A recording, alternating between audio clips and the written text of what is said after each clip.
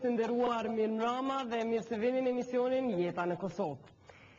Prej debateve të shumta që ka ngritur rasti i Yli Pangos, ministrit të kulturës në Shqipëri, që u shkarkua për ngasmen seksual, ne sonte do të miremi me atë se çka duhet bën në Kosovë për t'i paraprir një mbrojtje shumë të mirë të gruas, si në vend pune, ashtu edhe në shoqërinë në përgjithësi. Por, para se të fillojmë me këtë temë, ta shohim njëherë se çka ka përgatitur kolegu im Arek Muharremi në rubrikën Kultura në Kosovë.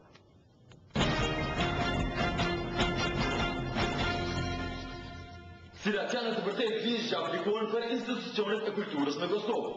Sa aplikohen ato dhe sa në shpritësim për komunitetin artistik të Kosovës? Kush e di? Unë nuk e di se janë përkthyera. Një tryezje organizuar nga Kipret provoi që edhe një herë të mbledh artistët për të diskutuar se sa janë të paaplikueshme ligjit për kulturë që janë miratuar nga Kuvendi i Kosovës. Por përveç që vizualisht u konkludua se aty nuk ishte artist, edhe pse ton kohën ankohen për këto ligje, aty u morë vesh se ligjit për kulturë të Kosovës hyn në kategorinë e ligje me aftësi të kufizuar. Nuk mundet me qenë kulturë ajo që neve na thot Ministria e Kulturës se është, njerëzit e kulturës i konsiderojnë dhe i trajtojnë si ofrues të shërbimeve të caktuara. Dhe si ofrues të shërbimeve të caktuara, nëse marrim e zbërthejmë këtë çështje, atëherë problemi del shumë serioz. Ne, me të vërtetë, njerëzit e kulturës nuk i trajtojmë si krijues. Hajde kultura edhe pak, hajde zbritje. Film sezonal, kulturë 100%, kulturë balkanike, hajde kulturë myshteri. E të shohim se çfarë ligjesh për kulturë janë përpiluar deri tash. Ligjbërësit thonë se deri më tani ato janë marrë me pjesë, si me pas blem pazar nga legjislacionet e shteteve të tjera. Vim të një tekst ligjor duke e kopjuar copa legjislacionin në një shteti tjetër që ndoshta ka sistem plotësisht ndryshëm nga sistemi cilin e kemi ne. Ky legjislacion nuk ka ndërtuar një model zhvillimit kulturor të Kosovës. Është e çuditshme se si janë marrë modelet. Një pjesë është marrë modeli i Bosnës, një pjesë është marrë modeli i Shqipërisë, një pjesë është marrë modeli i Kroacisë. Por kështu nuk mendon edhe zyrtari i zyrës ligjore në Ministrinë e Kulturës. Pa për cila shtete për merrni ligje tash? Nuk për marrën për shtete, po jemi në konsultim me legjislacionin më të avancuar edhe në region, edhe në perëndim. Kështu që një praktikë më të mirë të mundshme, po mundohem se ta zbatojnë në Kosovë. Nëse diçka i ka munguar kulturës që ka dalë nga Ministria e Kulturës së Kosovës gjatë këtyre viteve, ka qenë një politikë gjithë të përcaktonte kohën e zhvillimit të saj. A do të thotë se gati gjatë 10 vjetëve kultura në Kosovë ka shkuar andej ka ne nuk kemi dashur? E kjo është një pyetje për 50 cent. Roli edukativ i kulturës është minimizuar, është lënë anash.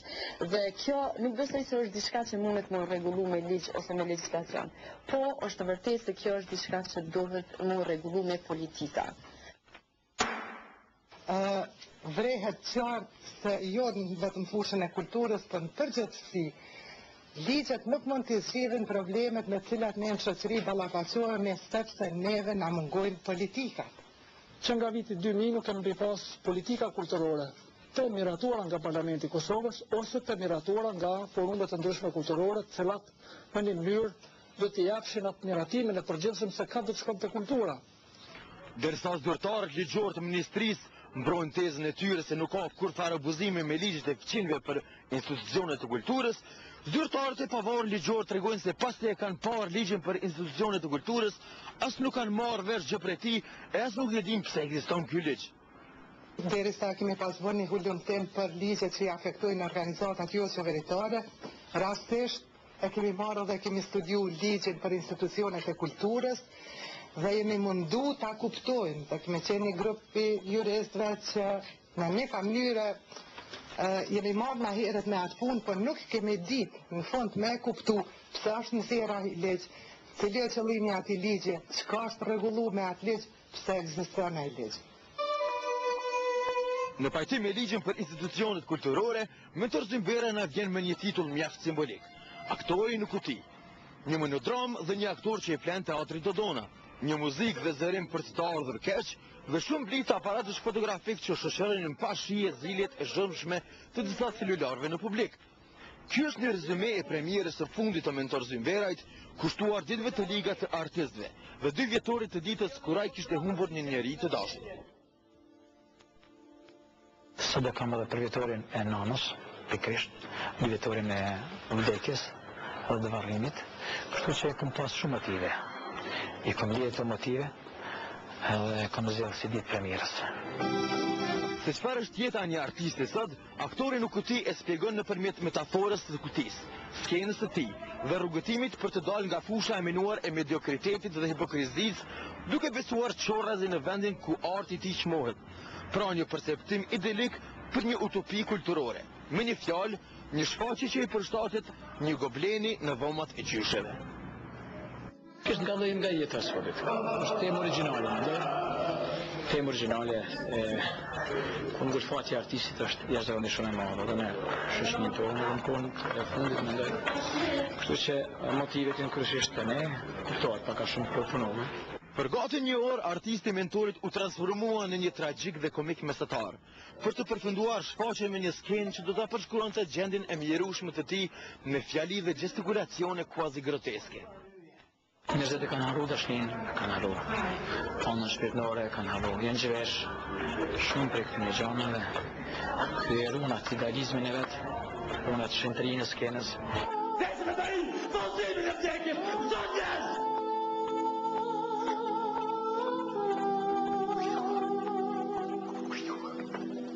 Se ka arrit Mentor Zymbera me vesh publikun me dashuri dhe anë shpirtërore, kjo mund të diskutohet.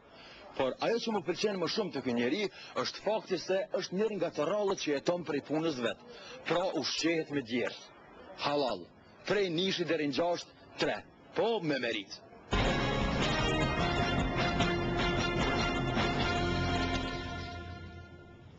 Ishte ky Arif Muharremi, ndërsa tani do të pyesim se çka quajmë ngacmim seksual. A duhet të kenë institucionet tona në Kosovë, si publike, ashtu dhe private, politika kundër ngacmimit seksual? Apo mjafton kodi penal dhe kodi mirësjelljes për me na i rregullu apetitet e disa nga ne? Ku mundet me u anku një gru, apo madje edhe një burr, nëse ngacmohet seksualisht? Çfarë tregon përvoja atyre që kanë ofruar ndihmë juridike për gra, kur janë ballafaqu me gjyqet? A mund të presim që shoqëria jonë dhe gjyqet kanë me gjyku në bazë të traditës apo në bazë të ligjit? Sa jemi të gatshëm si shoqëri me i toleru gruas me marrë atë që i takon me ligj? Apo ende mendojmë se femras duhet me çu shumë kry për mos me prish balansin shoqëror të dominimit patriarkal?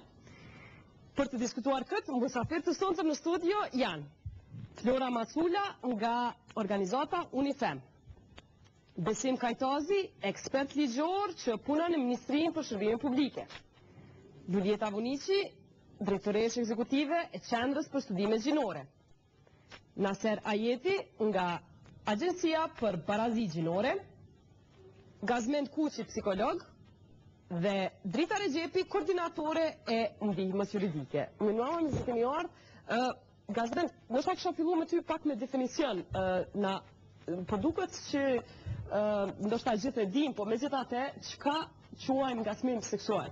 Ngacmim seksual shkurt, ngacmimi seksual shkurt nuk kupton presion seksual, verbal ose emocional. Kontekstet në cilat mundet me ndodh ngacmimi seksual janë shumë, prandaj isha mjaftu veç me këtë definicion shumë shkurt. Besoj që do të flitet edhe më gjithësisht për këtë punë. Zënjamisi, kjo është definicioni ndoshta kështu sociologjik, psikologjik, po na në rrugë, a mendojmë që a është një farë kulture e ngacmimit seksual që femrat mësohen për i vogjlis me pishkrima, me gjujtet fjalëve, për i vogjlis duhet me mësu më kthy në shtëpi me dikant, se zbën vet, a është faktikisht që kjo ngacmim seksual?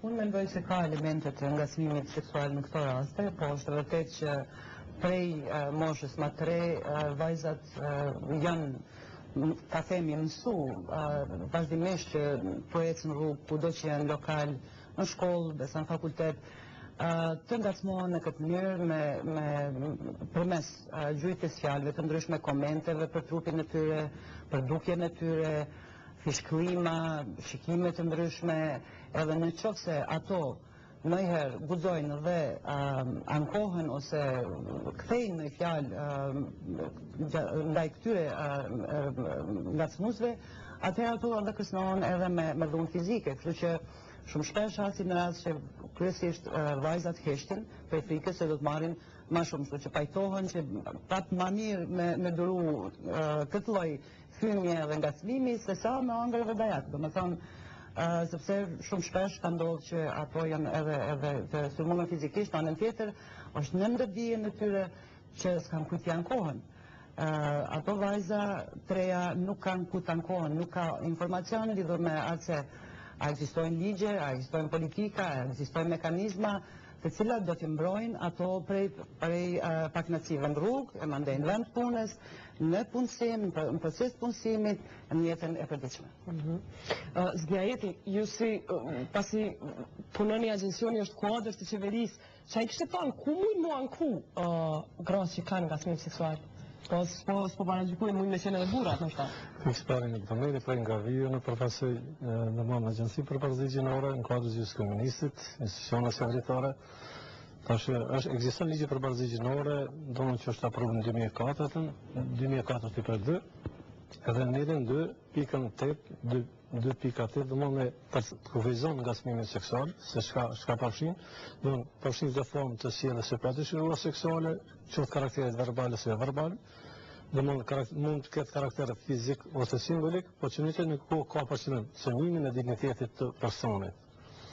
Ka që mund të pas shumë një elaborim nga zonja shumë ndërruar rreth ngacmimit. Unë ma tepër kisha me thonë që pata dhe elementet të ngacmimit në tanësi.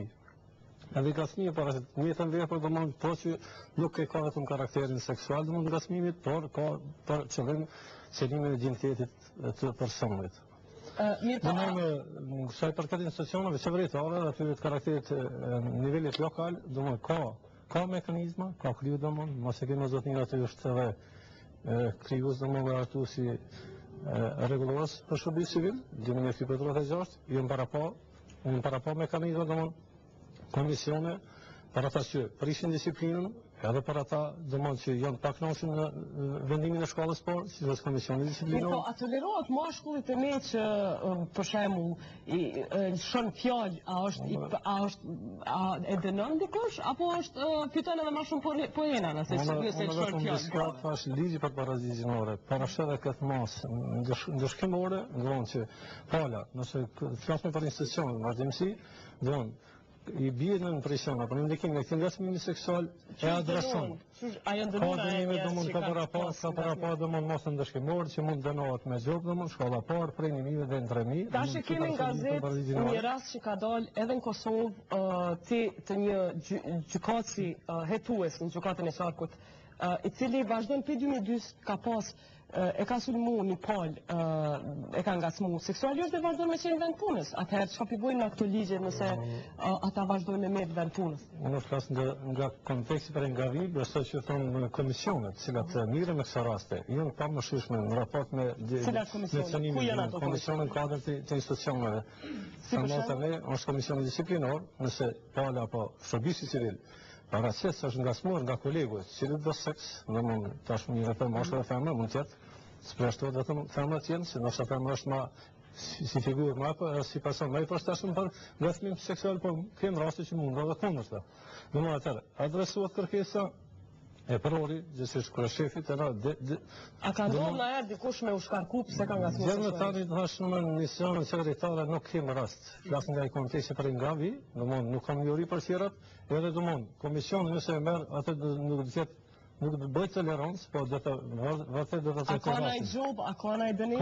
Ka gjobë, në ligjë për barazi gjenore, do mund parasheve gjobën, do mund nëse më lejohet. A është implementu në erë? Tash nuk kemi rast të implementimit mirë, po në aspektin formal e juridik ekzistojnë. Nëse ka të bëjmë e cënim, këtë cënim mund parashjet gjoba prej 1000 dhe në 3000 euro. Zënja Rizeti, që ky rasti që i përmenëm, gjykatësi që është prej vitit 2002 e ka ankesën për ngacmim seksual, Ai sot konkuron për gjykatë kushtetuese. Si avokati juriste, a mundeni me konceptu faktin që dikush që ashtu, a ishte dasht me qenë gjykatë kushtetuese? Kështu, paraprakisht çdo person konsiderohet i pafajshëm derisa nuk vërtetot fajësia e tij. Në qoftë se kur zhvillohet procedura penale, edhe në bazë të provave konstatohet që zotriu ka bërë një gjë të tillë, domethënë ka bërë veprën penale të ngacmimit seksual ndaj zonjës e cila ka paraqitur rastin edhe në inspeksionin gjyqësor, atëherë ai me çdo sipas mendimit tim, me çdo kusht. Mirë, po këto raste bara e provës, a është e kryesi veprës? Në kësi rast? Jo, kështu, domethënë zhvillohet procedura e rregullt penale, e cila, domethënë kjo është vepër penale e cila ndiqet sipas detyrës zyrtare, dhe në qoftë se vjen lënda me kallëzim penal te prokurori publik, edhe prokurori publik konstaton në bazë të provave që ekziston dyshimi i bazuar se personi ka bërë vepër penale të ngacmimit seksual, atëherë fillon të zhvillohet, domethënë konfirmohet akt akuza dhe fillon të zhvillohet procedura penale ku parashtron provat edhe nga ana e prokurori publik i cili është përfaqësues shtetëror i akt akuzës dhe mbrojtësit të akuzuarit dhe pastaj në bazë administrimit të provave. Veç shkurt drita, mu për arsyen se ngacmimi seksual ndodh në 4 sy, është shumë vështirë me dëshmu. Ky është një element se nuk ka rast për paraqitjen. Edhe i dyti që e tha Lulja, është diçka si pjesë e kulturës të na. Në me thënë, sa ka mundësi një vajzë e re me dëshmu që është ngacmu seksualisht nga e prori. Qofse ajo ka qenë aq e këfjelt, me thënë si kurse vajza e cila e ka denoncu zotri Yllin Pango për, do me thënë, ka pas një telefon me cilin e ka inqezuar, sepse për para inqezimit tonik nuk është konsideruar, nëse si inqezoj, jo, duhet me pas prova, ose duhet me pas dëshmitar, ose duhet me pas prova të cilat e ngarkojnë, do me thënë, e fajsojnë personin i cili e ka kry veprën penale. Në rast të mungesës të provave, edhe pse ne personalisht i besojmë asaj që personi gjyqtari ka bërë ngacmim seksual, atëherë në mungesë të provave, dini që shumë shpesh në mungesë të provave është... Kisha mund të dirë në djalin në rastin e fjalë, falni, ka prova, sepse ajo ka paraqit edhe inqizimin që ka bo të bisedës me gjykatës në fjalë. Kështu që provat janë, është provë materiale, ajo është në pronë tash të gazetës e cila ka botu këtë lajm sot, edhe po vjen mirë që edhe gazetat kanë nisë mu bo sensitive sa i përket, po mendoj që rasti Pango ka nisë një debat i cili në Kosovë është tabu, dhe gjithashtu deshta në ndërlidhe dhe me diskutimin ma herët. Në Kosovë nuk është karku. Ne kemi edhe një rast që ka dhe vlaksin tonë që është anku të shefi vetë e ka padit dhe thot që në fundit asnjëri për këtyne dy rasteve nuk e largu për punës, nuk e është karku. Gjendja është edhe ma keqe, me thonë. Nuk është tregu pajësia e tyne. Po, Ylli Pangos ka prit me shku në gjyq. Kryeministri nuk ka prit, do me thonë, me një procedur shumë shkurt e ka shkarku. Deshta me thonë që në institucionet tona publike, mungesa e paraqitjes dhe thrasit, nuk do me thonë se nuk ka ngacmime seksuale në ato institucione. Unë mendoj se ajo është një indikacion që ka, mirë pa ato heshtere. Do me thonë, mungesa e rasteve, mungesa e paraqitjes, mungesa e zhvillimit të pardon procesi gjyqësor lidhur me këto raste tregon se aty është mbyllur, është tabu, është diçka që njerëz hezitojnë që të bëjnë paraqitjen për shumë arsye. Njëra prej arsyeve është mungesa e besimit se drejtësia do të jetë në vend, sepse deri tash kemi raste të tilla si kjo e sotit në gazetë që drejtësia nuk shkon në vend, sepse edhe përpos atyre që ngacmojnë në vendin e punës ose kudo janë edhe gjyqtarë cilët kryjnë vepra të ngjashme ose spaku janë të dyshuar se janë vetë dhunues të... Zoti Kajtazi, ju e keni parapri tash u bë temë madhe ky rasti Ylli Pangos, mirë, po para 2 vjetë ju keni filluar me hartu një politik kundër kundër ngacmimit seksual për shërbys civil. Çka ju ka shtyr me hartu këtë politikë? Po, është në rasti, po gjithë vendet kanë një politikë tillë. Aq më shumë ka edhe sektori privat, firmat ndryshme, ndërmarrje ndryshme kanë politikat e veta brenda institucioneve. Një politikë tillë domethënë ka qenë arsye që kemë menduar që të mbajmë një përmbledhje të përgjithshme me bashkëmarrësh me qendrën për studimet gjinore dhe kemë bërë një gjatë tillë. Po ndesha edhe një gjatë ndërlidhur ndoshta edhe për hir të shikuesve, se është një karakteristikë që në Kosovë ngacmimi seksual konsiderohet diskriminim gjinor. Edhe ngacmimi seksual konsiderohet cënim i dinjitetit të njeriut, nëse ndërlidhur me kushtetutën e re të Republikës Kosovës, dinjiteti i njeriut është i mbrojtur. Konkretisht me nenin referohet nenin 23, ku thohet që dinjiteti i njeriut është i pacënueshëm nga bazat gjitha të drejtat dhe ligjeve themelore të njeriut. Këtu është baza do të thotë mbrojtjes, e duhet të kemi parasysh që në këto raste barra e provës, rregullon legjislacioni, bie mbi të paditurin. Çush jeni sjellë ju kur keni pas kësi raste në, domethënë, zgjajetën por që s'ka pas raste të aportuar, po ju e dini se ka pas.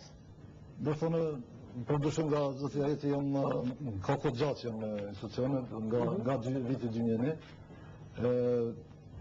Nga përvoja ime dy raste tërësisht i kena pas deri tani, dhe në qoftë se thuhet se s'kena pas është atëllaj është problem vetë, sepse gjithmonë ndodhin ato, është vërtetuar në gjitha vendet e botës. Mirë është problemi na si shoqëri sa ngatshëm ose përgatitur me parandalu ato dhe me pas mekanizmat e gatshëm, edhe këto mekanizma politika ju nuk është pranuar. Do të thonë, a jeni çast gatshëm? Politika kundër ngacmimit seksual nuk është pranuar në qeveri. Politika është shqetësuar. Po, Qendra Kombëtare për Studime Gjinore kësaj politike.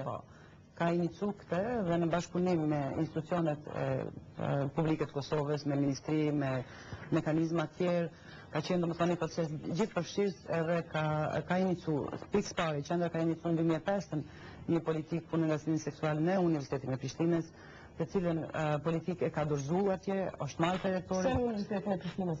Sepse ka pas raste në media ku destyrisht është thënë, vjen dhënë edhe emra të profesorëve, situata nëpër universitet ku vajzat e reja, studentët e reja kanë qenë të ngacmuar seksualisht, dihet në Fakultetin e Arteve, rasti mandej në Fakultetin Filozofik.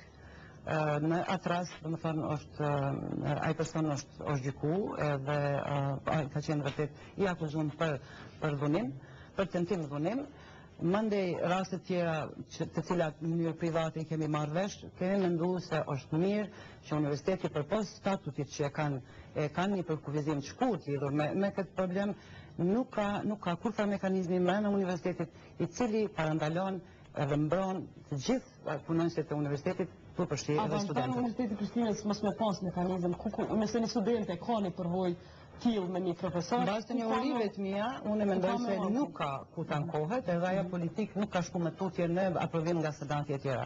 Politika dytë, të cilën e kemi inicu në vitin 2007, gjithashtu ka pas fatin që të mri deri te në qeverinë Qeku njerë, kam pas fatin me mri deri në debat, do të thonë me hinë agjendën e qeverisë atëshme, mirë po me u kthy si kërkesë nga ana e tyne që të bëhet rregulluar administrative. Unë mendoj se ajo ka qenë më shumë me na jek qafe se në vërtetë se kur mos kemi mri atë rregulloret e cilën e bën me plasu prap.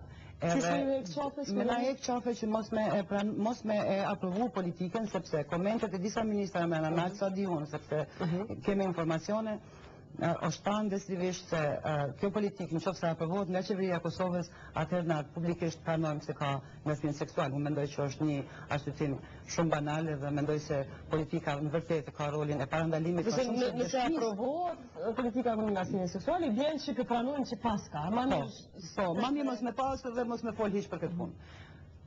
Zotja Eti, a jeni ju për me ekzistu një politikë për ngacmim seksual në qeveria ju? Në thash në është një qasje me dhe tjetë pak më ndryshe, nga feministë të tjerë, thash integriteti seksual, dhe më mbrohet në ligjet bazike, që është kodi i përkohshëm për në Kosovës. Mbrohet edhe në Amerikë, në Amerikë ka normalisht, ke legislacion bazik që mbron. Domthonë ti tash I referosh një politike, më tepër kupton në kontekstin ku se keni mbuluar një fushë me legislacion të referosh një politike të veçantë, siç do të jetë një strategji dhe plani veprimin tam se do të bëhet. E pse shtetet më të zhvilluara se na kanë politika kundër gatimit seksual Qëndrimi jam çka unë e parashoh dhe këta ligje të tjera domthonë që referon kësaj kanë adoptuar këtë dispozitën që e ndalojnë. E cili është qëndrimi zyrës juaj, a jeni për me shty një politikë për gatim seksual, a mos me shty? Ne thash si zyre di se zyre domthonë është një institucion I veçantë qeveritar, rëndësia së dytë që është promovimi I vlerave të barazigjinore mes mashkujve dhe femrave apo grave dhe burrave në gjitha parët e jetës. Ju mendoni që s'ka nevojë për politikë? Ne mendoj se ne kemi bërë edhe strategji të tjera, të cilat nuk kanë qenë më parë mbuluar me legislacionin. Sikur që kemi pas programin e Kosovës për barazigjinore, që është një vepër kapitale, që është ka kaluar vitin e kaluar. Ne po që referohet të seksuale. Prandaj thash mos e vëdon. Nuk ka nevojë, Sa përfundova, rregull, vëdon. Po mendojmë për ditë ndëgjojmë që implementimi I ligjeve në Kosovë është shumë I mangët. Dhe për shembull ta marrim masi u përmend Amerika, shteti New Yorkut për shembull, e ka politikën kundër ngatimit seksual si pjesë e politikave në qeverisjes brenda qeverisë së New Yorkut. Unë nuk shoh arsye pse qeveria jonë mos ketë ose institucionet tona mos ta kenë një politikë të tillë. Çka I thonë për shkak me këtë po pranojmë kena punë më të mëshme se na aprovu një politikë për ngatim seksual dhe I kemi në dispozita të tjera se kodi penal. Çfarë I thonë për ne?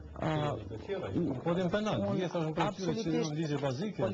Politika kundër ngatimit seksual bazohet në gjithë këtë përmes të legislacionit, nuk e përjashton njëna tjetrën. Domethënë kjo është vetëm edhe një mekanizëm I cili ndihmon zyrtarët, punonjësit në administratën publike që të mbrohen, të krijohet një ambient më I sigurt I punës, të krijohet një mundësi që të punohet lirshëm edhe mos të ketë mundësi që në rastet e tilla të kenë kujt I drejtohen, edhe të shtin funksion që ka mekanizma institucional që janë brenda, edhe që drejta është I shtatë dhe ju nuk është raportuar asnjë. Domethënë, aty një mangësi e madhe është politika, është më shumë parandaluese se dëshmi që ka. Vetëm diçka nëse më lejohet me sa plotësoj kolegën, në pak më herët tha, është një rregull ndryshim, jep një fakte që ju ndaj të drejtën. Domthonë, pa argumente, pa fakte nuk mund të ndajë ndryshi. Mund të jetë një hipotezë, gjithsa më vjen përsi. Çfarë femën kur stigmatizohet, totalisht stigmatizohet. Ka domthonë legislacioni e mbron gjithsecilin. Në shkollën besmor seksualisht. Kemi përmend me paraqitë e prori. Të nisim të ne. Është kreshefja, nëse mos kreshefja është shefi administratës që do ta presidoj. Nga dita që bëhet kërkesa, brenda çdo dite komisioni duhet veprojë, do ta marrë një vendim. Ka apo s'ka? Vetë shkurt, jeta. Mendoj që pasi që nuk ka politikë edhe nuk ka ndoshta vullnet për me aprovu një politikë tillë, atëherë duhet me prit një rast si tango që ndodhin në Shqipëri edhe me ndru mirë po.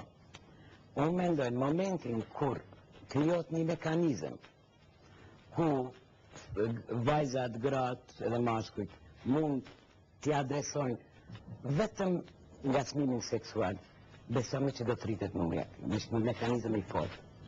Se në vërtet ligji, se të një ligj ka diçka, mrenda po nuk ka adresë ku t'adreson. Qëse ka adresë dhe shpret vullneti politik, atëherë besoj që edhe rase do t'jetë ma të. Si e shpjegoni këtë reagimin ton për mos me pranu? Nuk është veç reagimi jonë, kjo është sindromi I krejt vendeve pa zhvillume edhe vendeve në zhvillim. Një sindrom I quajtur saving face, ose në Shqipëri bjerë me rujtë fytyrën. Unë kisha me thonë që rastet e ngacmimit seksual adresohen, shumë pak adresohen në zyrtare, veç 2 raste, o shumë pak 2 raste me ndodhë brenda sa viteve në tharë zotëri? Prej 2001-ës. Prej 2001-ës dhe në 2009 2 raste me ndodhë brenda një kompani është pak, e jam brenda një shteti. Mirë po, kjo do të thotë që çështjet e ngacmimit seksual nuk adresohen, pa adresohen mirë jo formale. Për arsye se personat që adresojnë këtë çështje duhen me rujt fytyrën e vet dhe i bjen hije zez më parasit një zyrtare. Qysh mënyrë jo formale, qysh më shkruaj të shkruaj një tjetrit me gjaka. Shefi e thonë filan fistek më ka mund çu shtu edhe shefu më mundohet jo zyrtare me pashita thar puna ose me pashit. Jo vetëm me pashit. Që i vjen femna nuk është avantazh këtu. Me unë nuk dyshoj në ato që ekziston përkushtimi zyrtar juridik për me rregullu punën. Vetë ekzistenca e ligjeve tregon se vullneti politik ekziston edhe vullneti juridik ekziston. Mirë po, këtu kjo është një pikë e cila ka të bëjë më shumë me aspektin kulturor se sa me vullnetin politik dhe juridik. Na i vim për një tradite fisnore.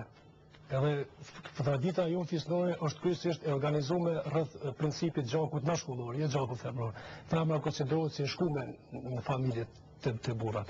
Edhe gjithmonë rastet kur është paraqit ndonjë problem për seksualitetin, është hesht. Për arsye se i ka qit hijet keqe, jo vetëm familjes, po edhe komunitetit vazhdon se na kemi rregullimi ju ka qenë rregullim. Do të modernizu, tash kemi kushtetutën e cila është shumë e hapur. Kushtetuta është shumë e hapur. Unë s'po shoh kur farë vërejtë edhe me domethënë edhe me vetë legjislacionin ekzistues. A mund të vazhdu çat tradit edhe me pas një unë them ligje shumë evropiane? Qyre, nga pa marrë parasysh sa kemi evropiane ligjet, realiteti është ndrysh. Pse ndodh kjo? Sepse çështu ndodh. Ka arsye të mëdha, të ndryshme, moraliteti. Po nuk mjafton kjo, pse ndodh kjo çështu ndodh. Femna duhet me pranu që ajo gjithmonë ka qenë e heshtur. Do të thonë seksualiteti në vendet e botës së tretë adresohet kryesisht në mënyrë formale. Ky është trendi i përgjithshëm botëror, nuk është vetëm problem që kemi na. Nuk adresohet sepse vetë personat që e nxjin ose në botë e tretë na. Pa i zdojna me qenë mirë, po prapë kulturalisht jemi në tranzicion e nuk mujme mu unë faktin se qëfar jemi. Edhe, veç edhe një sanë bishta me përmend, në qëse tradicionalisht, në qëse femna ose një femna e ka ngrit problemin e seksualitetit brenda familjes ku ka jetu, jo vetëm që është stigmatizu prej familjes ku ka jetu, por edhe prej familjes ku ka ardhur. Do të thonë ka ekzistuar presion i dyanshëm edhe prej familjes ku jeton gruaja në këtë rast, edhe prej familjes prej nga vjen. Edhe vullneti është i dyanshëm që punët e seksualitetit mi mojë të heshtura, ose me bërë represion. Qaj mashkull që njifet si dikush që nguc edhe ngacmon gratë në qasi familje fisnore, në qasi tradite, që shihet? A është inkurajus? Që ngacmimi seksual të shqiptarët është i tolerueshëm, nuk është i pranueshëm në mënyrë të hapur, mirë po tolerohet. Po kthehemi pas pak, kjo deklaratë na nxit debat madh vetëm pas marketingut, po kthehemi të vazhdojmë.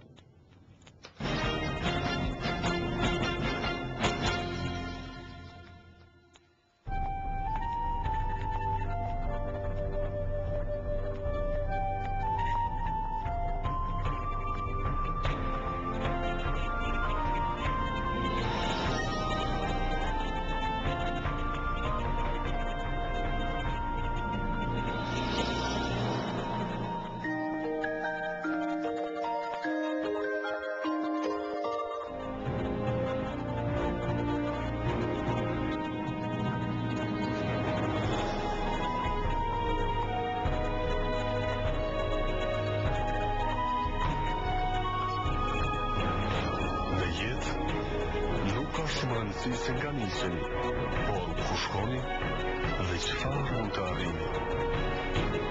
Ne e dim shumë mirë këtë dhe mund që për krajnë të fitoni çdo sfidë.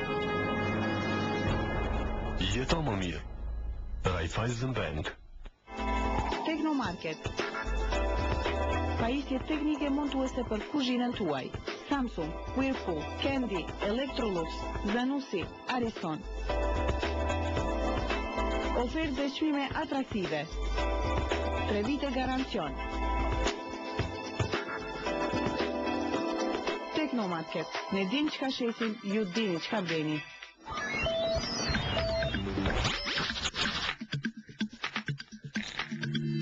Promet.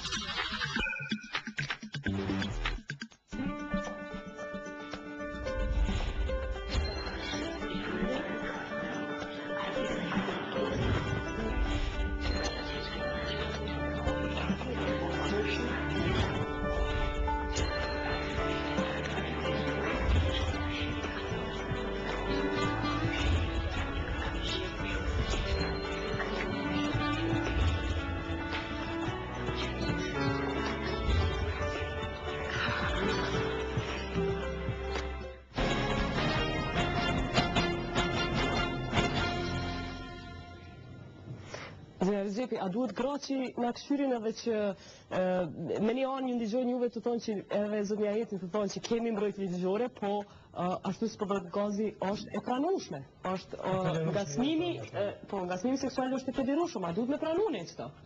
Kurse si unë mendoj që të gjithë për neve kemi përgjegjësi në qoftë se nuk ndërmarrim asnjë hap për me parandalu këte, sepse shiqoni, të gjithë ekspertët të cilët kanë punuar në dhunën ndaj gruas, kanë konstatuar që ekziston dy lloj, domethënë datë dhuna në dhunën e ushtruar nga ana e shtetit edhe dhuna në familje.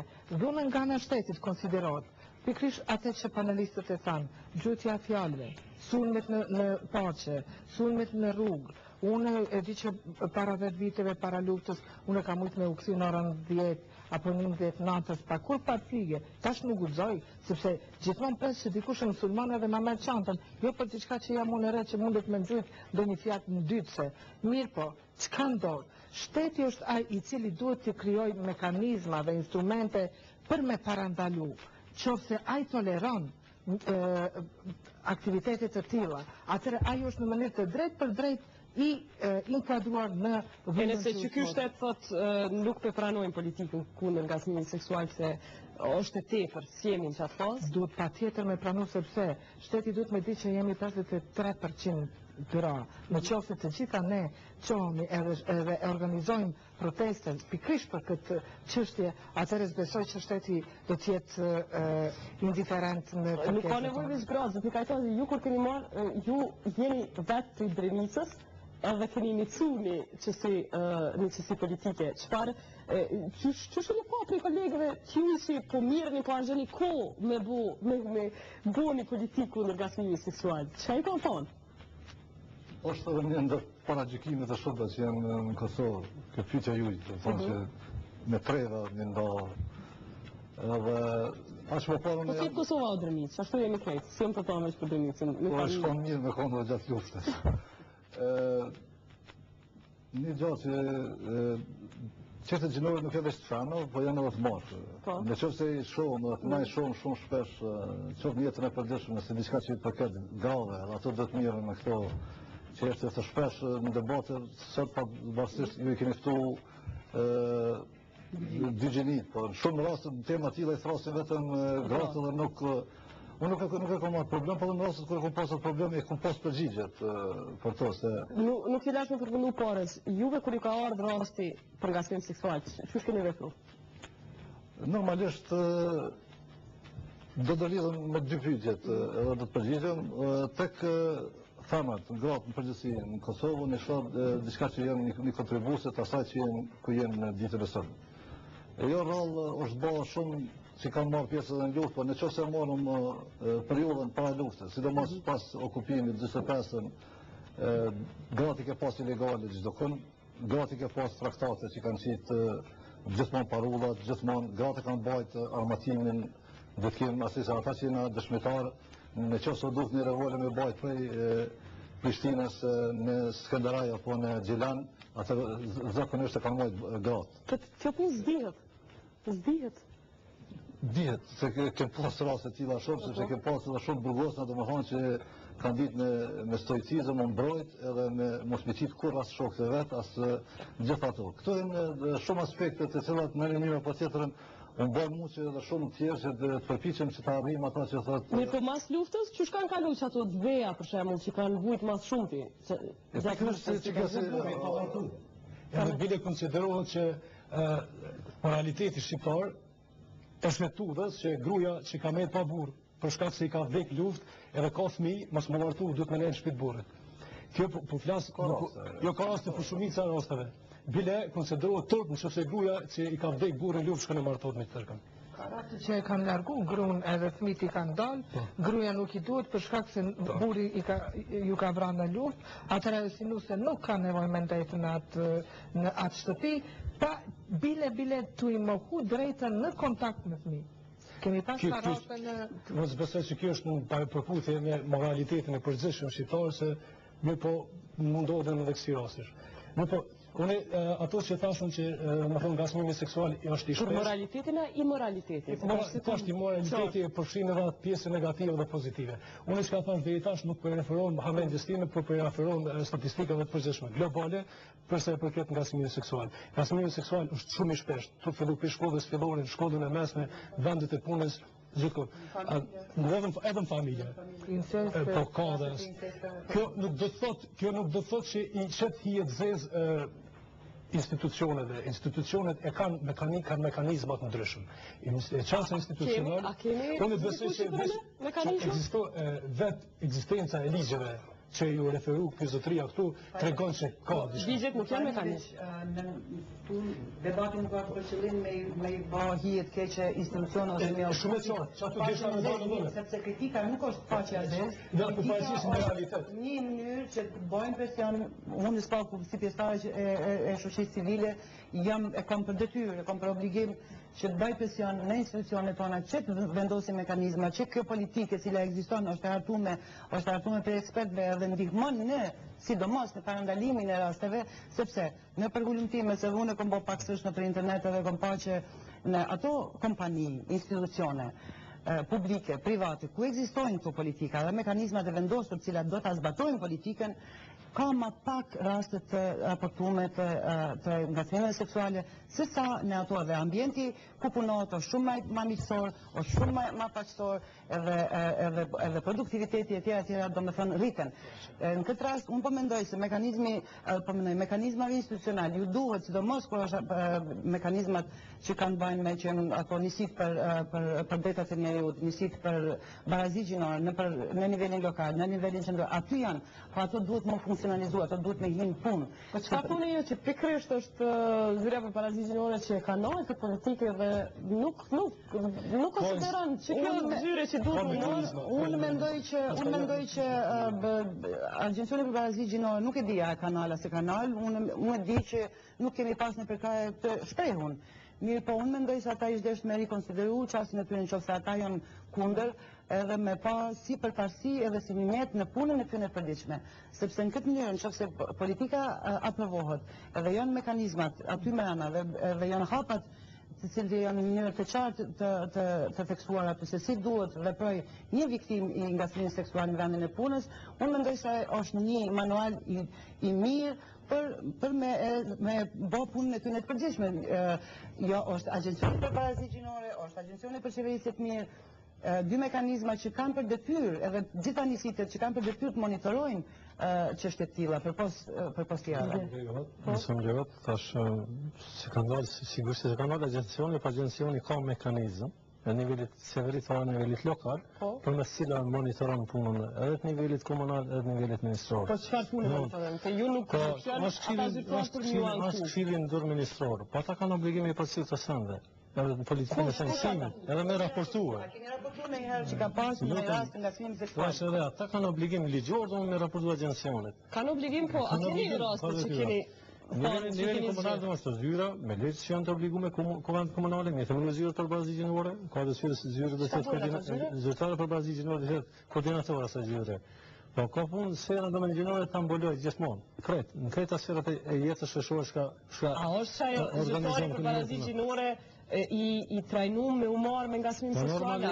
Normalisht që ka trajnime që mbanë nga instituti kombëtar për trajnime, edhe nëse më lejo për një mos i mora fjallën, se thash, kemi përkushtim të fuqishëm politika, një përkroj edhe nga kryeministri, edhe nga dy zëvendës kryeministrat. Që kemi përkroj kur onon në agent, nuk është tip të që? Lejoni ta përfundoj, atëherë nëse doni të vëni më në nuk përndoni. Tash, çdo aktivitet, çdo njëri që niset nga Agencioni bashkëpunon edhe me organizatat qeveritare. Në shkakun 22 ka memorandum bashkëpunimi ato që kanë sferën interesit përbashkët që ndërlidhet me Agencion për barazi gjinore. Tash është organizuar konferenca ndërkombëtare, vetëm diçka. Vetëm ta përfundoj të nënë. Tash është organizuar konferenca ndërkombëtare, domthonë gjinia dhe identiteti. Këto konsilimi që çështjet gjinore keni karakter trajtimit interdisiplinar, apo karakter akademik. Nëse ke një përfaqësim për 150 anëtarëve, do nga gjitha shtetet e botës, atëherë një përkraje fuqishme. Tash, vetëm edhe diçka. Vjeni ta rrumbullaksoj, atëherë do të mori atë. Jo, po lidhen te ngasnimi seksual. Çfarë mënyre ekziston vullneti politik kur ministrat jo vetëm në qeverinë, edhe në qeverinë e kalon kampanë që na nuk bën me pranuar se diçka që shtu kemi. Nuk po di për kush ka çështjen e një karakter individual. Nëse në faktet dashte pa dashte atë në flasin vetë, ajo është e pranume. Unë tash nga vi, nuk ka fakte... Po mungesa e faktet është dëshmë. Diçka së rregull nëse juve kërkush s'po ju raporton. Diçka së rregull. Sigurisht se edhe pala cila është viktime e këtij ngacmimi seksual, ka mbrojtje ligjore, ka mekanizme që mbron. Kolegu ju i këtu po thotë se ka pasur. Nëse ka paraqitur ne në këmbë, tash, ai do të më paraqitet me rastet me emër mbi emër. Nëse ka një rast, shembull, një ose dy raste. Ne marr tyrën aty. S'ka, na që përcaktuar për atë veprim. Ai do të ndash me paramenduar stat se cilat do të jenë reperkusionet në fund. Jo, vetëm në diçka nëse do të Jo, vetëm pak për mënyrë, ne kajtozi. A do të thonë kjo që qeveria në familje po do më shtyp bashkë në lesh? Jo, këto mund të flas lirësht tash nga pozita dhe drejtori i departamentit ku është edhe konsultimet që kam pas, basta që thot u bë sebeb kjo, po në planin e qeverisë është hartimi dhe miratimi i kësaj politike. Arsyet e Vanesës kanë qenë pikërisht ndoshta ka mungu nga njësi përkallëse që se kanë dhënë analizë dhe një shpjegim qartë qeverisë e cila pse duhet dhe çka duhet kjo, sepse ka qenë një përpasisje se dokumenti ka qenë i gatshëm. Dokumenta mundet me u punu, ala ju keni thonë që masi që është bo Konstituta e Kosovës, është aprovu, ju keni mu bo dhe ma rigoroz me këtë argument. To është problemi që do të shkojmë nështë dhe nga shkollë që thonë tolerancë zero nga ngacmimi seksual në institucionet administratës publike, sepse baza ato është. Na, sepse në po plëcoj, në këtë grupë punus kanë marrë pjesë gjitha institucionet që mirën dhe jenë përgjithëse në Republikën e Kosovës për me legislacionin fuqi. Jo në radhë parë, do thotë komisionet e ankesa nga në institucionit, çdo institucion është obliguar të ketë. A janë trajnuar ata njerëz me humor? Kjo është problemi. Për këtë është ajo nevoja e kësaj politike, se nëse shohim legislacionin si e tillë, okej, e kemi në rregull, por ligjet nuk janë vetëm që mund me rregullu këtë çështje, sepse këto janë çështje ndihshme. Kjo është çështje që do Çka nuk bën ju që 2 vjet jeni këtu punu këtë politikë, nuk është aprovu. Pse jeni çka optimist që ka mu shtini politikë ti? Ka mundësi më përgjigjësh pak? Jo. Unë kisha me potencu, megjithatë, për mos me thonë që gjithçka është zi, një vullnet mirë të zëvendës kryeministrit, tanishëm Kosovës zotit Kuqi, i cili ka shpreh vullnetin që të na përkrah me këtë politikë, mirë po në momentin e fundit, edhe pse në agjendë ajo është menjanu, me arsyetëm se ka qenë agjenda ngjeshur, spaku kështu e diun. Mirë po, do me thonë, nuk mungon krejtësisht vullneti politik në këtë rast, mirë po, ne po shpestojmë, mirë po nuk po shohim rezultat. Kish me qenë mirë që mas 2 vjetë me vërtet përpjekjesh e avokimi e lobimi që kjo politikë të aprovohet me vërtet të korin sukses. Unë mendoj se na do të vazhdojmë bashkë me besimin që të lobojmë të institucionet, lobojmë të njerëz përgjegjës që me vërtet kjo politikë të jetë pjesë e shërbimit. Zëria Rezhepi, mirë, kur kemi fjalën për rastin ngacmimit seksual është vështirë me i vërtetu, po çka ka ndodhur në rastet kur gruaja është ballafaqur me ligj e që ka qenë më lehtë me i vërtetu, si për shembull kur ka kërkuar mbrojtje ndihmë juridike nga ju për rastet e pronës, fëmijëve, shkullorëzimit që aty, a është papi që aty për kraja gjyqësore, a ka qenë kur dëshmuar më lehtë? Shqyqani, ndoshta kjo është zgjidhje sa të herë që po potencot që ne kemi ligje shumë pozitive. Edhe sipas ligjit ton, do me thënë, janë të barabartë të gjithë pa marrë parasysh në përkatësinë etnike, kombëtare, gjinore. Edhe bile në disa ligje shumë është më avancuar e drejta e gruas se sa e drejta e meshkujt. Mirë, po ka raste kur gjykatësi thotë gruas për me pedofisa, patjetër kështu.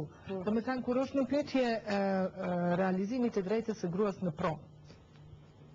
Çfarë përvojë keni pasur? Tash ju tregoj përvojën nga, do me thënë, unë kam qenë 7 vite gjysmë pas luftës, kam punuar në shoqatën juriste Norma, ku kemi ofruar ndihmë juridike edhe rastësisht palët të cilët kanë pas më shumë probleme nga dhuna në familja ose në pronë, kanë qenë palët e mia. Unë kam pas për shembull një rast, po e tregoj rastin e një zonjës, e cila ka qenë, ne e dim që me ligjin mbi familjen e Kosovës, pasuria e fituar pre momentit të lidhjes lidhjes martesore konsiderohet pasuri e përbashkët dhe ajo duhet të regjistrohet në emrin të dy bashkëshortëve me marrëveshje. Që s'ndodh gati kur? Që nuk ndodh në rast se gjatë jetës bashkëshortore, në rast se gjatë jetës bashkëshortore gruaja dëshiron të regjistrojë një pjesë të pronës, do me thënë në bazë të ekvivalente në bazë të kontributit të cilin ajo e ka. Çka ka ndodhur praktik? Në praktik ka ndodhur, për shembull, unë një shoqe ime ngushtë ka ardhur, unë edhe jemi konsultuar për këtë çështjen. Unë ka pyetur mirë, çka ndodh për shembull nëse burri im vdes edhe me pronën tonë të përbashkët, çka ndodhet?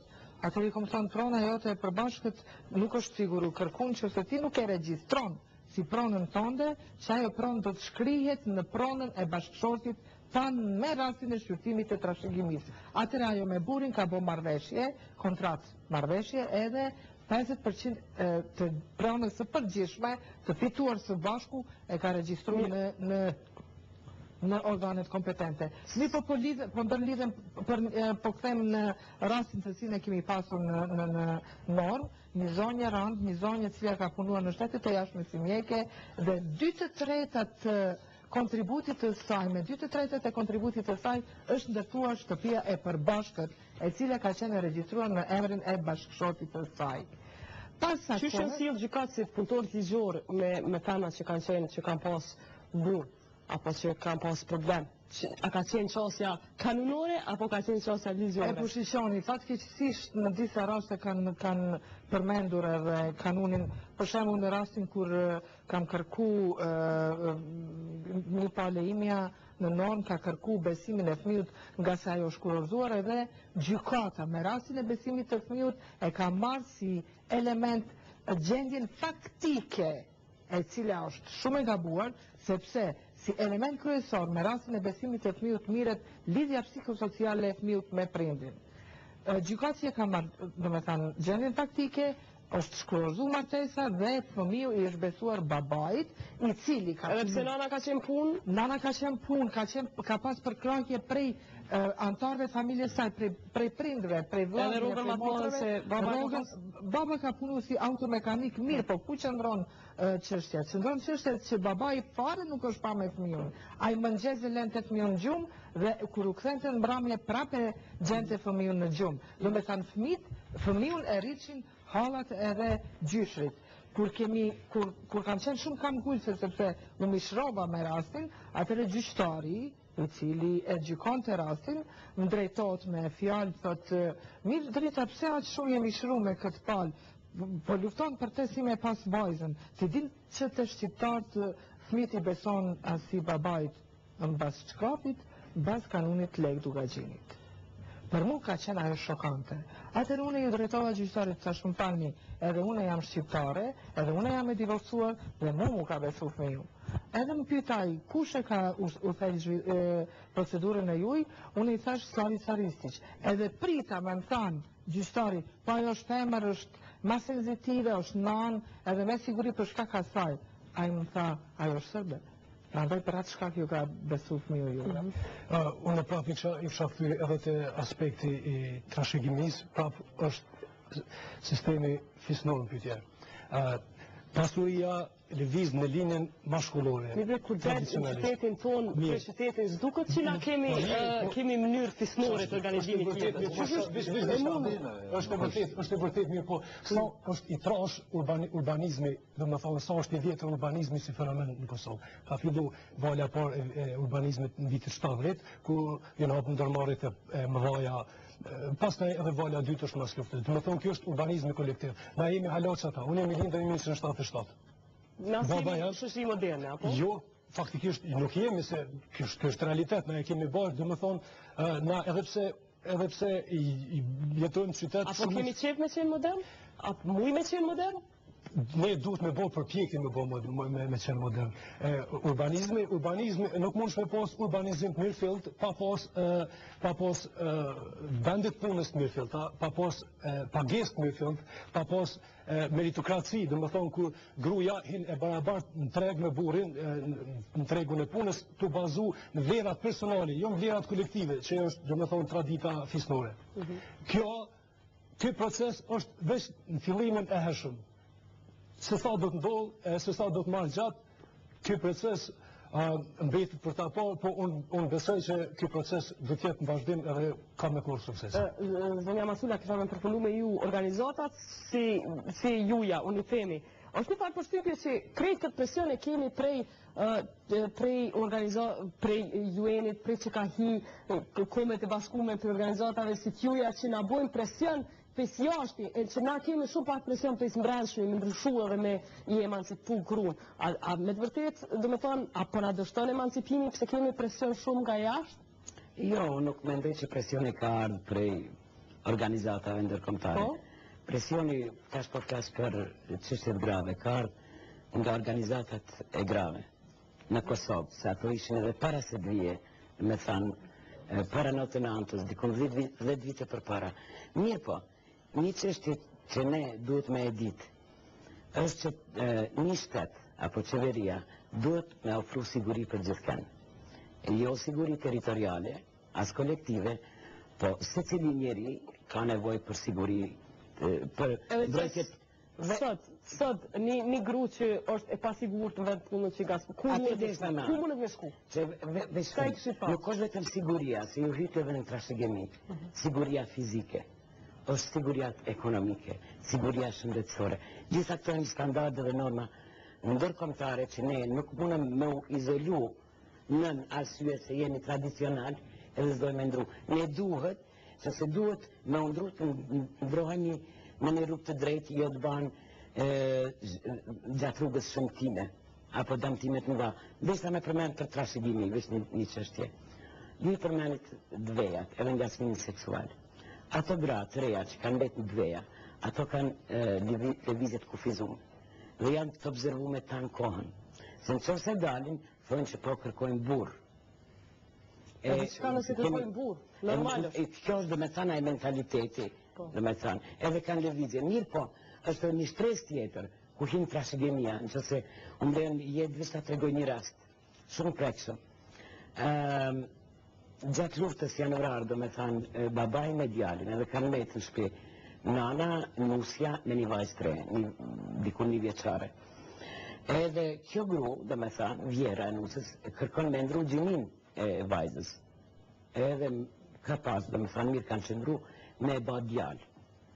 Mirë, disa shumë aktiviste tona dhe e bindën që nuk banë, se ja shkatron jetën, e gjitha ato, e në fund edhe adaptoni djallë. Arsyeja ishte se ajo ishte shumë e vetëdijshme, në rastin që ajo kur vdes, edhe nusja dhe vajza do të përjashtohen nga shtëpia. Edhe gjitha e pasuni do të jetë kushërimve. Pra, kemi shku që në shekullin e shtëpia me ndru gjini. Jo, ka rëndësi. Rasti tjetër, që ka një nanës me 3 vajza me ndërtu, aty ku ju ka djekë shpia të ndërtohet shtëpia. Se kanë thënë, ty të martohen, vajza ti martohesh, dhe me thënë a e linja gjakut. Si shajë të përgjës me pas një djallë, për me qeni sigur. Dhe me thënë, të në rasti që na balafaqojme, edhe tu duhet të ndruar qasin, edhe shumë ma komplekse, shumë ma e thellë.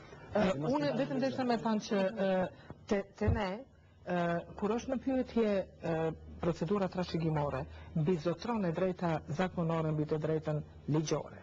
Me ligj e kemi taksativisht që të gjithë kanë të drejtë të trashëgojnë pasurin e cilas në pas ligjit ju takon. Mirë po, ju lutem. Mirë po, kur trashëgon të na femra, trashëgon si gru, kur i vdes buri, edhe në qose nuk ka vlla te baba. Qose nuk ka vlla. Faleminderit. Veç për fund, jemi në përfundim, zonja Vunici, ku mundet me shku viktima e ngasmimit seksual? Sot nëse shikuesit dojnë me shku dikon me anku ku? Nëse ai veprim është bë në vendin e punës, atëherë janë dihen, domethënë mas pari shkohet te shefi, te dikush që është teprur, nëse atëherë nuk ka atë shkohet të avokat apo mund të iniciojnë procedurë penale, ndihmë juridike të kërkojnë e tjera. Do me thonë, unë kisha me inkuraju gjitha vajzat e reja, gjitha gratë, të cilat përjetojnë ngacmim seksual, dhunë seksuale, të lajmërohen me institucionet përkatëse. Mashkujt dihet që janë ma pak, edhe bile është një fakt shumë interesant që viktima mashkujt të dhunës ose të ngacmimit seksual janë zakonisht ata që kanë qenë dëshmitar të një situate ku gruaja ka qenë ngacmuar seksualisht dhe ai është lajmëruar si viktim në atë rast sepse ka qenë dëshmitar. Do me thonë, edhe kryesisht burrat janë të ngacmuar seksualisht edhe shumë nga gjinieve. Do me thonë, burin më shumë. Ku mundet me shku? Më shumë se ekzistojnë janë mekanizmat se cilët ekzistojnë edhe paguhen nga parat e këtyre shikuzeve. Mirë. I kemë dikon gjardhat në punë në administratër publike që paguhen vetëm për barazi gjinore në këtë institucionet. Janë komisionet të ankesa ose instanca më në institucionet që duhet. Në qoftë se dyshohet që nuk mundet dhe nuk do në komisioni ankesa më në institucionet, është Këshilli i Pavarur Mbikëqyrës i Kosovës, i cili është organi i pavarur prej qeverisë i përgjigjet kuvendit. Po ashtu mundën të drejtohen institucionet për dispozicionet se janë të obliguar me ligjin për barazi gjinore dhe ligjin kundër diskriminimit, si dhe njëkohësisht është një shumë e rëndësishme se ligji jep të drejtën edhe mundin të thrasin shoqatat e ndryshme ndihmë në mbrojtjen gjatë gjithë kohës, qoftë komisionet e brendshme, qoftë komisionet e jashtme, ndërsa për raste sociale, gjitha ato tjerat, është komisioni për ndihmë juridike. Sociale, unë po kërkoj falje, nuk është ky promovim i institucionit në të cilin jam unë. Mirë, po komisioni për ndihmë juridike, misioni i komisionit për ndihmë juridike është pikërisht ofrimi i ndihmës juridike prej këshillave dhe angazhimit të avokatëve. Pa pare? Pa pare, falas. Ku mund një gjithë juve që shkojnë një gjithë juve gratë që ka nevojë? Gratë që kanë nevojë. Ne kemi në 5 regione zyre ku ofrohet ndihmë juridike falas prej këshillave deri në ku janë vendosur? Unë muj me ju dhanë adresat. Ne, do me thanë, Usaidi është... Çfarë telefoni thirrin ato për mi marrë adresat, për shembull? Është telefoni fiks edhe telefoni kujdesar, unë nuk e di për me informer shumë keq. Mirë po, Usaidi do ta ketë një serial në të cilin do të paraqiten edhe numrat edhe adresat e komisionit juridike pa pare. Komisionit për ndihmë juridike pa pare. Pyet besim në përshkrim punës, ka zyrtar. A përfshihet edhe puna e tyre me ngacmim seksual? Se unë nuk kam pa asnjë përshkrim punës. Këto është me kaq patëm kohë, po vjen keq se s'mund vazhdojmë më shumë përveç këtyre institucioneve që i përmendën, unë inkurajoj edhe mediave të raportoni, ne jemi shumë të interesuar nëse kur gjë mund bëjmë presion publik për rastin e juve të ndaruajmë anonimitetin, mund ta shkruani për këtë edhe tema tjera që doni ta sugjeroni në info@jetankosov.com, ta shilojmë me Donën e Kosovës për gjithë ne dhe panelistave natën e mirë.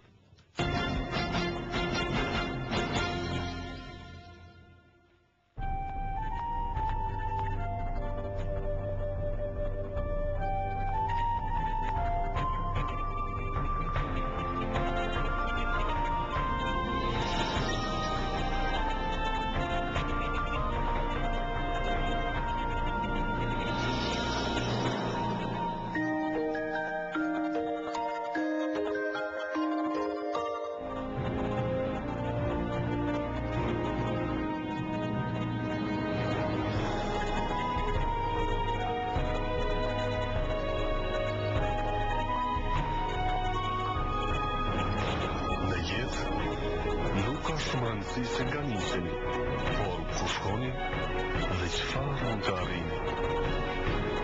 Ne e dim shumë mirë këtë dhe mund që për krajnë të fitoni çdo sfidë. Jeto më mirë. Raiffeisen Bank. Teknomarket. Pajisje teknike montuese për kuzhinën tuaj. Samsung, Whirlpool, Candy, Electrolux, Zanussi, Ariston. Ofertë dhe çmime atraktive. 3 vite garancion. Teknomarket. Ne dim çka shesim, ju dini çka bëni.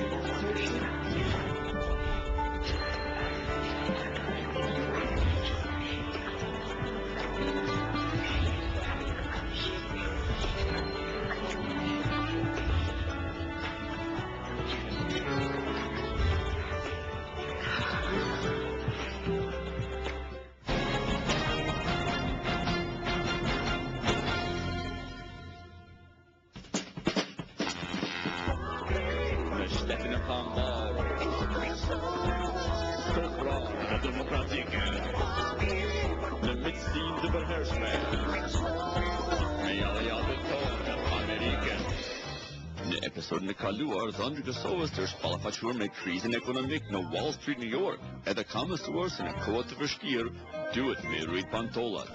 E tash, episodin e fundit të zbulimit të dhëndrit në Amerikën e Re. Ka vendet në botë ku gjithmonë është nxehtë, me dielli mbi plazh, edhe me pantolla të shkurtë. Si vendlindja ime, Los Angeles, California, parajs për një fukarar nga Wall Street. Por si ishte e mundur, në pas kaq kohë e mirë edhe në pik dimrit. Garant, Los Angeles ishte një nga viktimet e parë të nxemje global. Has Los Angeles had global warming on it for a long time now? Yeah, it has. It's so warm. It's okay if you don't have a lot of clothes. Yeah, it's something normal Yeah. here in LA. Is there anything to do to stop it, or is it too late now? No, we thank the Almighty for this kind of weather. Yeah, I mean, we love it over here, global warming, but Yeah. I don't know about other people, you know. I love it. Really? So we don't need to stop global warming. It's pretty good over here. No, it's actually very nice. Pikërisht si kam menduar, rroft në zemje global. Mirë po, prap ishte nevojshme për me zgjedh krizën tim ekonomik personal. Nëse kishte mësuar diçka prej dështimit tim në Wall Street, ishte kjo. Nëse s'je për veti, s'je as për në gjeti. What do you guys do to make money here? I don't beg people, I mean, I'm quite signed, but I don't ask people, I don't need just beige for it. Shumë shpejt kam nisur me kuptu që janë dy lloje të punëve këtu në plazh. Një me flajt, edhe dy Artwork, huh? Artwork.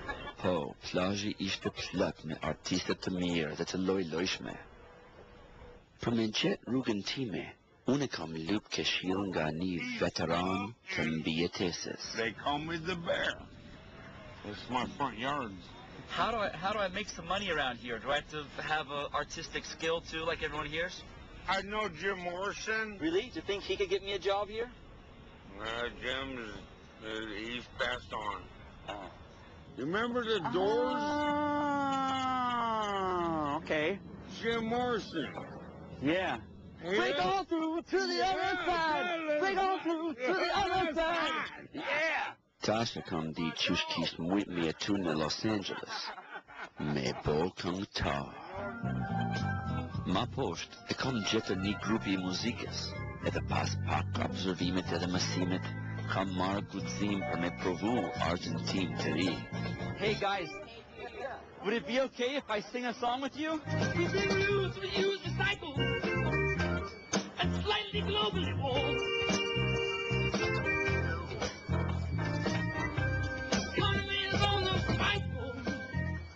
Ne ishin fenomenal. Shumë shpejt, une ishte shumë i pasun. Prandaj, vendosa me rregullu stilin tim, për me bo pak ma zanzi.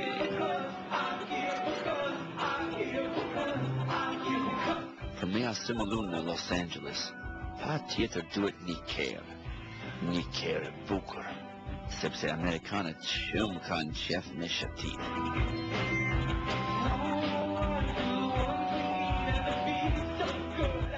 Sa ma i madh keri, aq ma e mirë.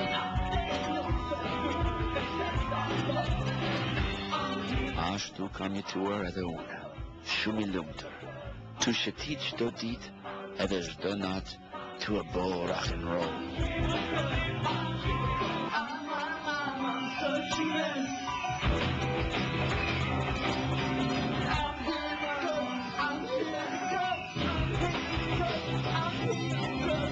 Me edhe pak kohë kisht mujt me blej një Hummer për me shëtit ma mirë.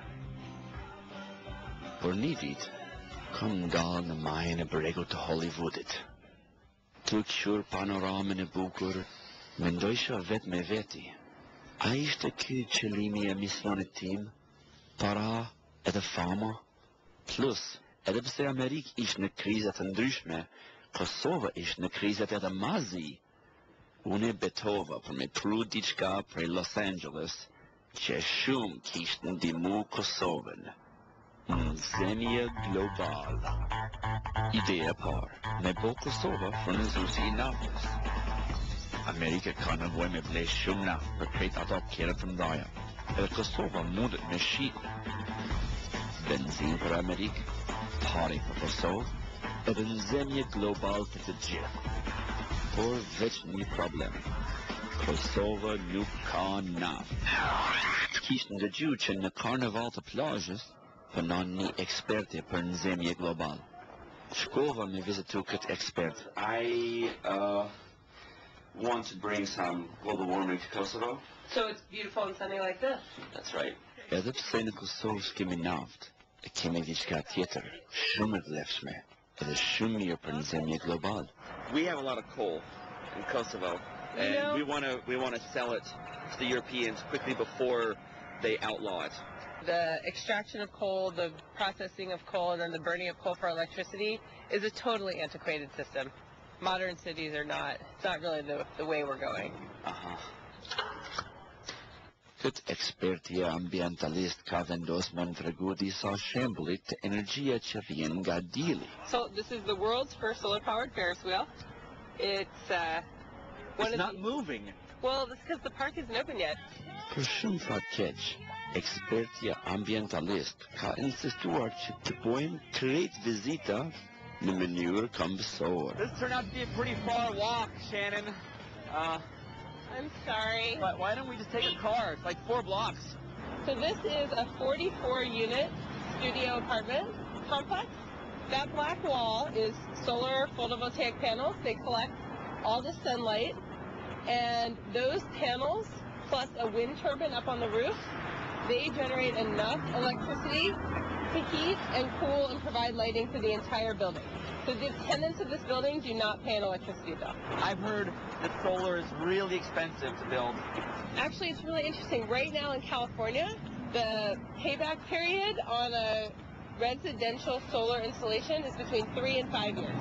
Unë ishte habitur kur mora vesh që energjia solar nuk krijon nxemje global. Are these people that they're ruining the great global warming that they have here in Los Angeles? This is our alternative fueling station. So about 86% of the municipal fleet in Santa Monica runs on alternative fuels. This is an electric vehicle. So this vehicle runs entirely off electricity. Now, a vehicle that runs off electricity is great because it means you're not using fossil fuel. But what's even better about this vehicle is the electricity comes from the sun. So the whole roof of this parking structure is solar panels. Where's the exhaust pipe? There is no exhaust pipe because there's no pollution. Here is how the electricity gets from the pump to the car. It's just like charging your cell phone, but bigger. Exactly. And now electricity is going to the car.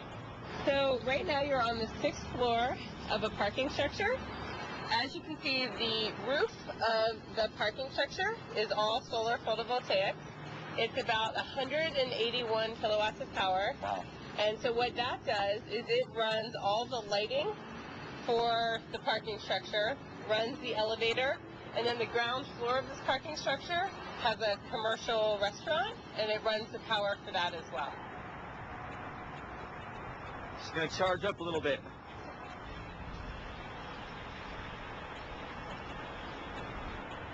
Okay, good. We're ready to go. Unë ishte totalisht e raskapitur, por ekspertja më kishte mësuar 3 sene të rëndësishme. I hate ecology. Nxemje global, keq. Qënyrë, shumë keq. Energjia diellit, shumë mirë. Mirë po, si shpikës inovativ që jam unë, kam lindur një ide krejt tjetër për një energji alternativ të ri. Ma i fuqishme se sa energjia nga dielli, ajri, uji ose bërthamore, edhe shumë të prit në Los Angeles. Energjia I yllit. Yllit të filmave e Hollywoodit.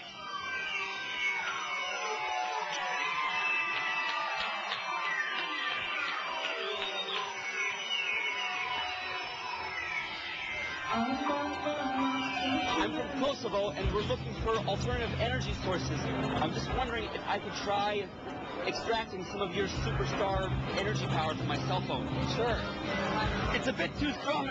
This must be the super high voltage, Batman. Do you think I could plug my cell phone into you anywhere? Sure. Okay. Woo! It's working! It's working! Here's Johnny Depp. So remind me. Hey, great to meet you. I'm a big fan of all your stuff. You crazy? No, I'm really working on a new form of alternative energy, star energy. Whether you like it or not, I'm plugging in. There's nothing you can plug it into, sir. But dude! Yeah, this thing came. They were right here. Watch this. Okay.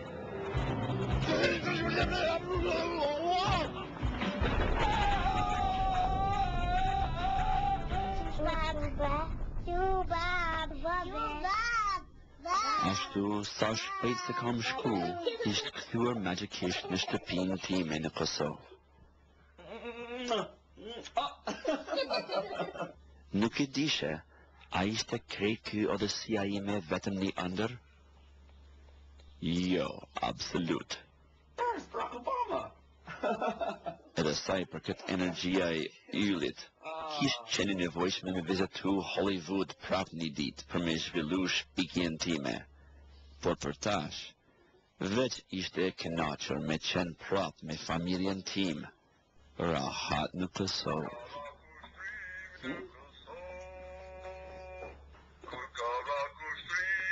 Urno!